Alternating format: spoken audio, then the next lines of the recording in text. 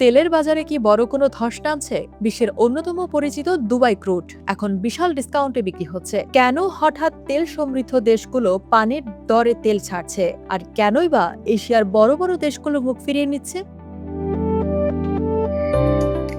শান্তি ফিরেছে তেলের বাজারে। যুক্তরাষ্ট্র ও ইরানের মধ্যে সমঝোতা আর হরমুজ প্রণালীতে নিরাপদ যাতায়াতের খবরে ব্রেন্ট ক্রুড আর ডব্লিউটিআই এর দাম এখন বেশ সহনীয়। কিন্তু এই স্বস্তির খবরের আড়ালে লুকিয়ে আছে মধ্যপ্রাচ্যের জন্য এক বড় দুঃসংবাদ। বাজারের বিশ্লেষকরা বলছেন, দাম কমলেও ক্রেতাদের মনে ভয় কমেনি। দীর্ঘদিন ধরে মধ্যপ্রাচ্যের তেলের উপর নির্ভর করা এশিয়ার জায়ান্টরা যেমন জাপান, ভারত আর দক্ষিণ কোরিয়া এখন ঝুঁকি নিতে রাজি নয়। কেন? কারণ ওই অঞ্চলে ভূরাজনৈতিক অস্থিরতার কারণে তেল পরিবহনের বীমা খরচ বা ইন্স্যুরেন্স প্রিমিয়াম এখন আকাশচুম্বী।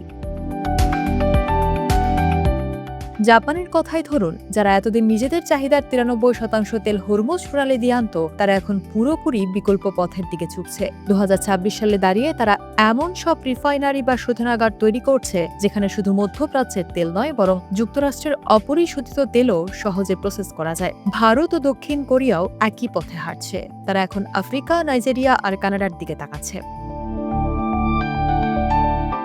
ফলাফল, দুবাই ক্রুডের কদর কমছে। নিজেদের বাজারের অংশ ধরে রাখতে মধ্যপ্রাচ্যের দেশগুলোকে বাধ্য হয়ে বড় বড় ডিসকাউন্ট দিতে হচ্ছে। এর উপর যোগ হয়েছে ওপেকের ভেতরের কোন্দল। সংযুক্ত আরব আমিরাত ইতিমধ্যে জোট ছেড়েছে, ইরানেও বেরিয়ে যাওয়ার গুঞ্জন আছে। অর্থাৎ ওপেকের সেই পুরনো একক আধিপত্য এখন ইতিহাস হতে চলেছে। তেলের দাম কমলেও ক্রেতারা এখন নির্ভরযোগ্যতা খুঁজছে, আর সেই নির্ভরযোগ্যতার অভাবে মধ্যপ্রাচ্যের তেলের সুদিন আজ বড় সংকটে। তাহলে কি আমরা জ্বালানি তেলের নতুন কোনো বিশ্ব ব্যবস্থা দেখতে পাচ্ছি, যেখানে মধ্যপ্রাচ্যের তেলের উপর আর আগের মতো ভরসা রাখা যাবে না?